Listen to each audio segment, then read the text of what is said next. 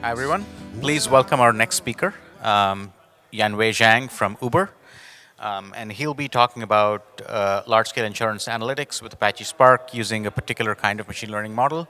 Without further ado, yeah.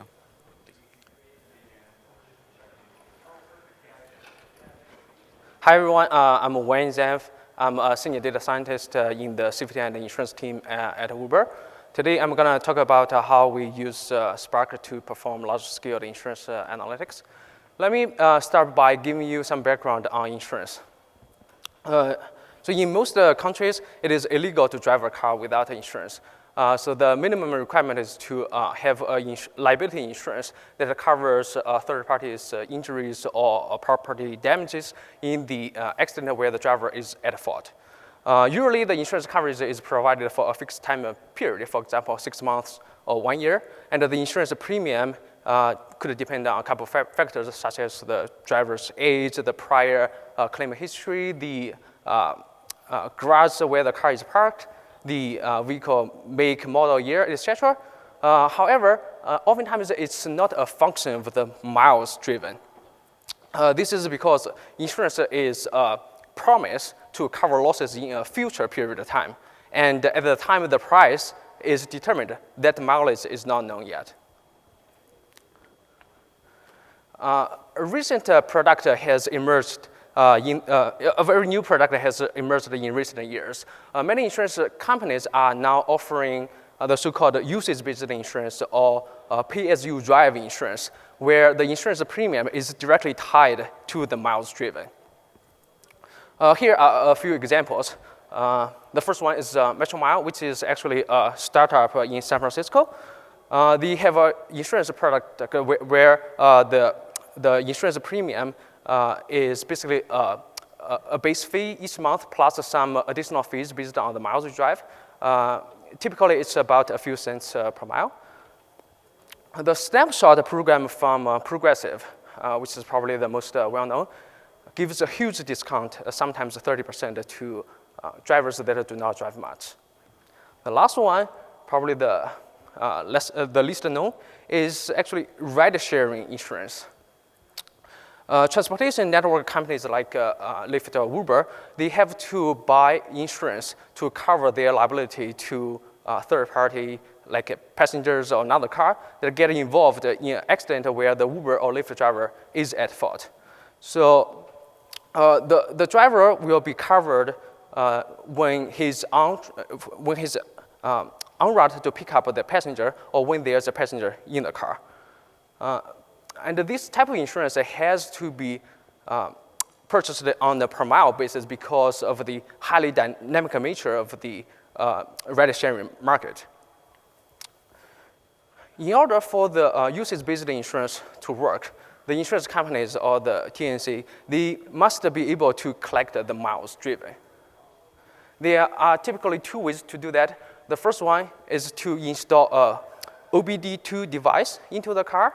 OBD is the onboarding diagnostic system, which is available in most cars, and it has almost complete information of the engine. So the OBD2 devices plugged into your car can collect the miles driven and then transmit that information through Wi-Fi to insurance companies. Second method is based on mobile apps. This actually works best in the case of ride-sharing business because the Uber or Lyft driver has to log onto the app and stay on the app during a ride-sharing trip.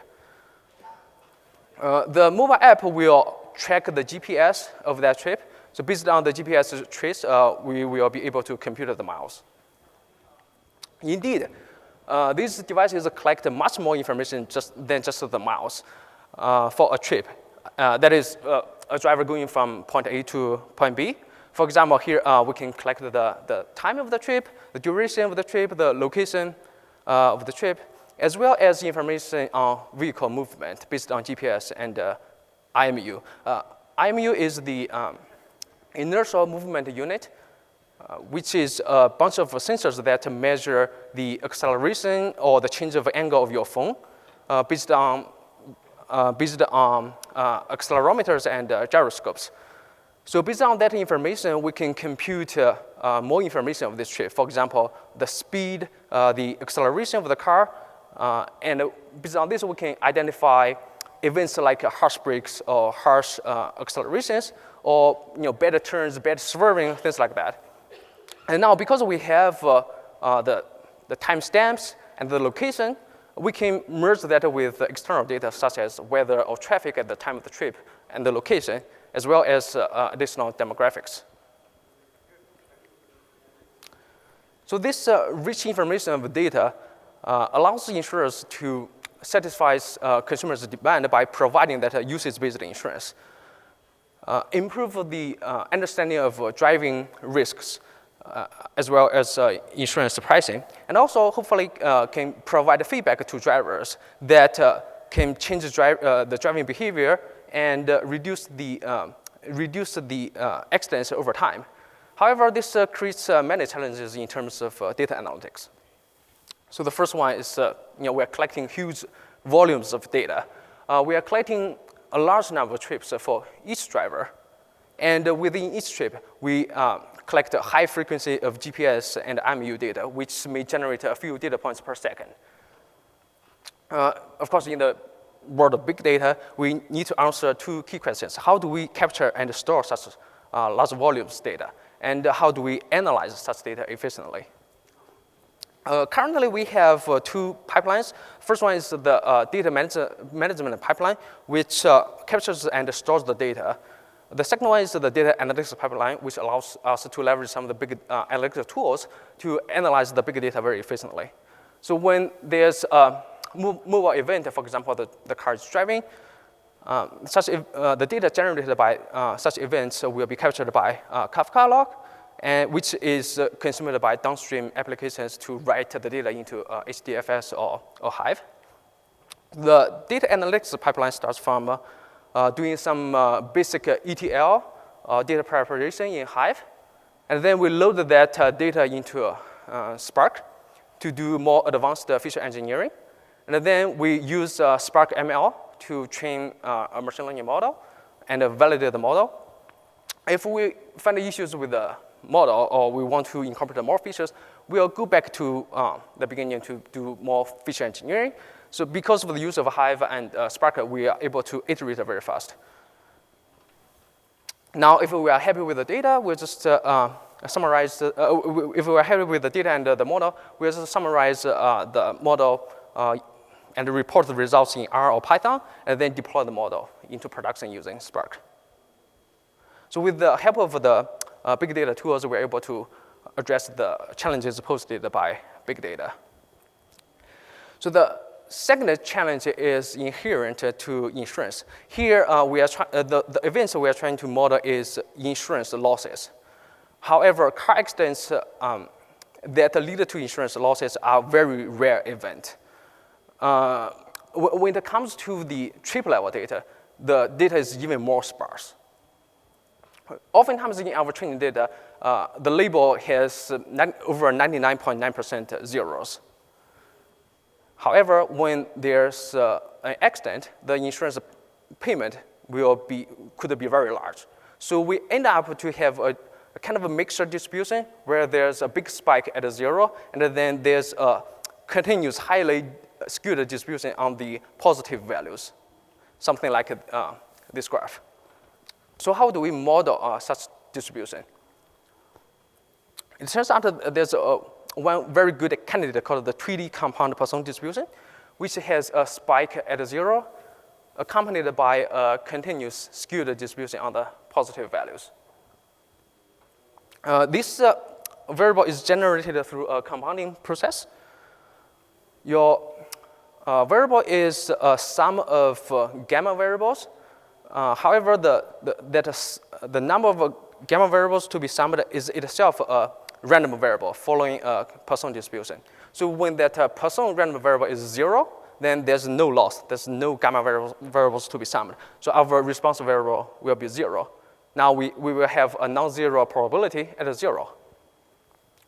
When the Poisson random variable is greater than 0, then our insurance loss is just a sum of a bunch of gamma variables, which has this continuous skewed distribution on positive values. Indeed, this Tweedie compound Poisson distribution is just a special case of the bigger family called the Tweedie family of distributions, which has gained lots of attractions in recent years. Revolution Analytics, which is not part of Microsoft, published a very nice blog post a few years ago, which summarized the different use cases of the Tweedie distribution and all the existing software that support the Tweedie distribution.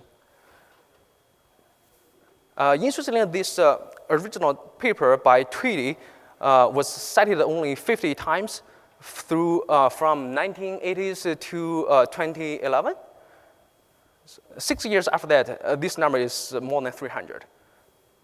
So this shows that it's getting really popular these days. The reason that the Tweedie distribution is gaining popularity is that it's actually a member of the exponential family, which has very nice statistical properties, and the maximum likelihood estimation can be easily solved using Newton's method. This Tweedie distribution includes a number of familiar distributions. For example, the normal distribution, Poisson distribution, compound Poisson, gamma distribution, inverse Gaussian, and so on. Today, we're just going to focus on the Tweedie compound Poisson distribution. For those of you that are interested at the Tweedie model, I have already incorporated this Tweedie distribution into Spark GLM, which is available in Spark Master now. The third challenge comes because we are collecting many trips for each driver. The repeated measures can lead to correlated observations, and we need to use some kind of hierarchical model in order to account for such correlations to make correct inference, and also help regularize the estimation of some of these parameters. For example, in the simplest hierarchical Tweedie model, we assume that the response variable y comes from a Tweedie distribution, and the mean is specified as a nonlinear function of some predictors, as well as your random effects u here. The random effect is specified by your grouping variable. For example, I can have effect by driver, or effect by zip code, effect by time of day, etc. In the hierarchical model setting, the random effects are generally assumed to follow a normal distribution with some group level variation. However, there's currently no support for hierarchical model in Spark. Here, I summarize a few possibilities about implementing large-scale hierarchical model estimation in Spark. The first method is to just treat this problem as a L2 regularization problem where we can solve the optimization using standard coordinate descent. This method is very easy to implement. However, the issue is oftentimes when we have lots of groups, we have lots of hyperparameters. It's using cross-validation to choose those hyperparameters is just infeasible. The second approach is to rely on the so-called numerical integration, which is actually the most common way to solve linear mixed effect models. In this case, we'll just integrate out the random effects from the joint likelihood to derive the marginal likelihood. And then we'll just throw that into a generic optimizer. The nice thing about this approach is that you don't have hyperparameters. You treat the various components as part of your model. You optimize that directly through your log likelihood. And there's a very well-established theory based on this type of estimation. However, in order to make this to work in a large-scale scenario, we have to use a high-dimensional sparse matrix factorization, which is not yet available in Spark. A third possibility is to formulate this into a Bayesian setting, where we can use a simulation-based method, such as Markov chain Monte Carlo, to estimate the parameters. This method is also not difficult to implement, and also it shares the nice properties of the second method, which is it doesn't have any hyperparameters, and it's there's a very well-established theory from Bayesian statistics. Actually, another advantage of this approach is that because now we have the posterior distribution of the parameters, we can easily generate the predictive distribution, which will be very important for business forecasting or decision-making under uncertainties. The issue with the Bayesian computing is that oftentimes, because this is a simulation-based, oftentimes it requires a vast amount of computation time, so which makes it not well suited for the large-scale analysis. So in the rest of this talk, I'm actually gonna focus on Bayesian, this last method on Bayesian computation. I'm gonna talk about how we use distributed computing on Spark to solve Bayesian estimation problems in large-scale analysis.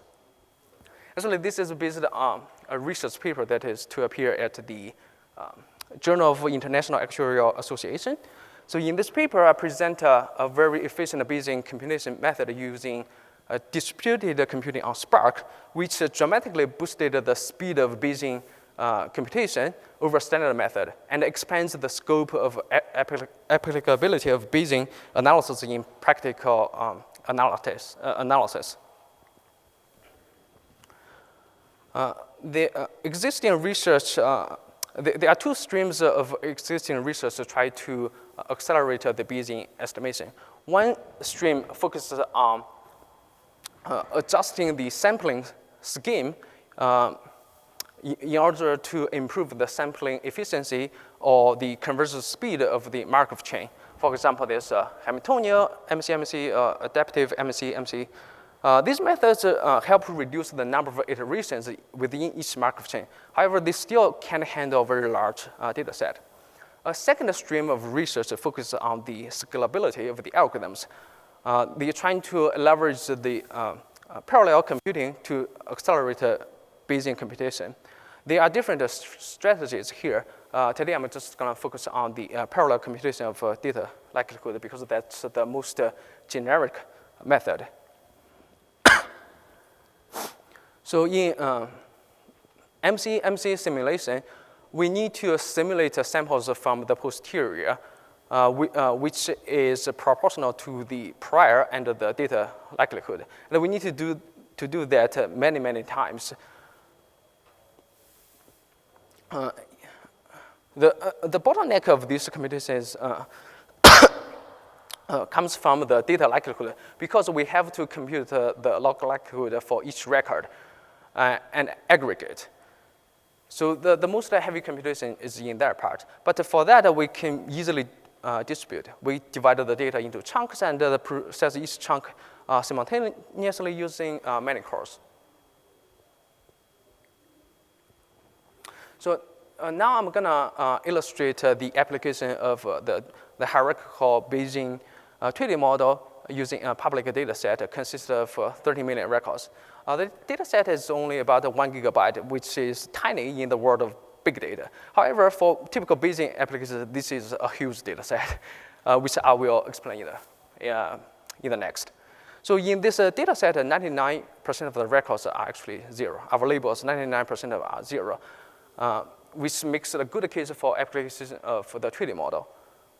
In this data set, we also have additional features about car makes, car models, and other predictors whose values are all masked. So in fitting the model, I run a very big Markov chain with 20,000 iterations, at which point the chain achieves approximate convergence. This distributed estimation of based on Markov chain takes about 14 hours to run, and we can easily schedule that as an overnight job. In comparison, the single-thread algorithm, the single-thread MC algorithm takes about 26 days, which effectively renders the Bayesian estimation infeasible for big data. Interestingly, I also fit I also used the MLE estimation using the state-of-the-art estimation method implemented using a single-thread C program. This one takes about 5 days, which is about 8 times slower than the distributed MCMC, but still dramatically faster than the single-thread MCMC.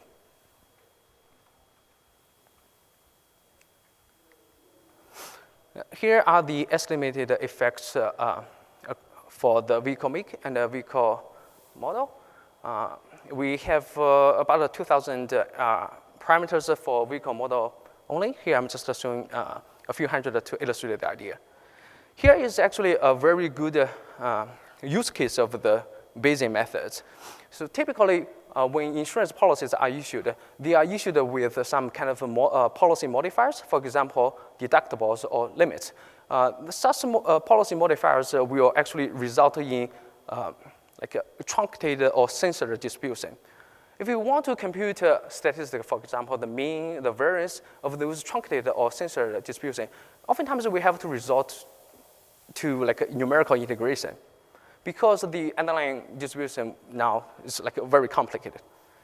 With the Bayesian computation, actually, computing such metrics is very straightforward. Since we have a bunch of samples from the posterior, we can simulate the predicted losses for each posterior, and then we simply just apply those policy modifiers to the simulated losses. So this will result in predicted modified loss distribution. So to show you the idea, on the left is the unmodified. It's just the predicted distribution from our model. Now on the right, we apply 1,000 deductible and 300,000 limit to each of the simulated samples. Now we have a distribution based on that modified loss. You see that there's a big spike around 30,000. And since we now have this distribution, we can easily just compute the mean based on the sample mean, the variance based on the sample variance. And then we summarize all this based on just the sample stats. So to summarize, the collection of triple-level data using these telematics devices bring tons of opportunities for insurance analytics. But in the meanwhile, it also creates lots of challenges. For example, the collection of big data presents a significant computational challenge. And then the collective triple-level data also makes the events we are trying to model very sparse. And also because of the repeated measures we are collecting, you need to address the correlations among the different data points. So in this talk and research, I suggest that using distributed Bayesian methods on Spark can be a viable solution to address all these issues. And I hope that this talk will be available in other areas of application where Bayesian methods can be useful. And this is the end of the talk. So I'm open to any questions, if any.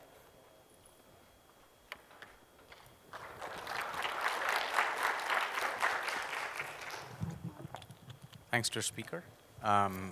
Questions are here, if you guys.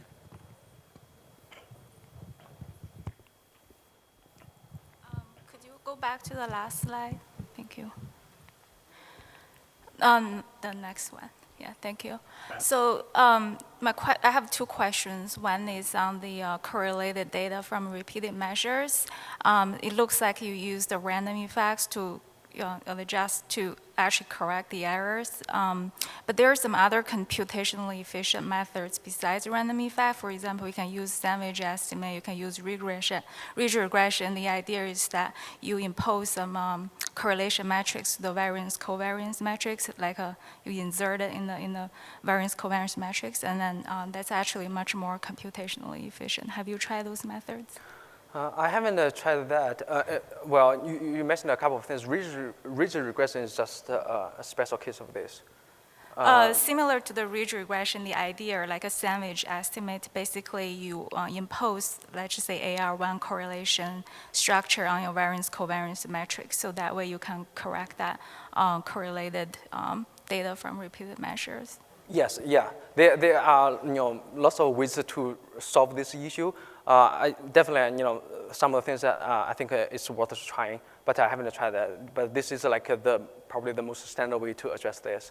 Okay, Another question is on the extreme rare events. Have you tried some other distributions like a Pareto or some other distribution for the really the tail behaviors rather than this Tweedie compound? Oh, yeah. That's a good point. Yeah, we tried lots of distributions. Yeah, sometimes we found that the Tweedie distribution is not fat tailed enough. So we have to use Pareto or even like more extreme distributions like the GB2. Yeah. Okay. Actually, one more question. This is more on the practical side, on the premium, because it looks like it's still kind of, you use the static data and you price it that way, but let's just say if you have real-time data streaming in from your device, and then how do you incorporate that into your more like a static batch-style predictive model? Well, if your application is real-time, then you can still train the model offline and then just deploy the model to score based on real-time features. Okay, maybe I should translate my question the other way. So does my premium change if I have a trip in the morning and I just didn't drive 2 hours, and then in the afternoon and I drive better? So is that dynamic, or you're still kind of typical, like your monthly premium and more static based on the model? Because if you incorporate more like the data from your device as you drive, then the premium shouldn't fluctuate maybe on a daily basis, or? Well, yeah, it depends on when you calculate the premium. Well, so the way most companies do, like you calculate a monthly premium. So you just look at all the trips you drive in the past month. Yep. Yeah, and well, all you need to know is just the mileage, and then there's probably a fixed rate per mile, and that rate per mile may change by driver. Okay. So it's basically a very simple calculation. You get the mileage, and then you compute the rate based on your model, and when you try to compute the premium, you just do the multiplication of those two numbers. Okay, so it's still kind of average the past month's behavior sort yes. of Yes, the rate premium. doesn't change like hour by hour. Okay, all right, Yeah. thank you. So you use that, yeah, that's a very good point. The time of day, you just use that as a control.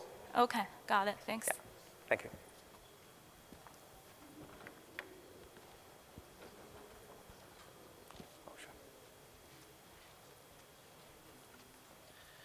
Yeah, so just another one. I guess you presented two challenges, the first one being the distribution and the second being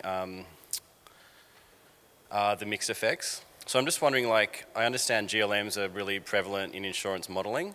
How would this situation change if you move to something like a random forest or a GBM, where like the distribution of your response isn't so critical, and neither are the mixed effects? Yeah, well, it depends on the use case. If the problem is mainly about making inference, GLM makes sense. If the problem is about segmentation or prediction, then machine learning will make more sense, probably have a better performance. And in that case, we'll probably have to address this in different ways. For example, this extremely imbalanced data doesn't work in tree-based method. So you have to downsample the negative cases, make it more balanced, train the model, and for that purpose, you can use the numbers from there to calculate your premium because they will be very biased. It's not based on representative sample. But for that, you can use the rank or the distribution of those scores to segment good versus bad drivers. Mm-hmm. Cool. Thanks. Yeah, it really depends on the use case.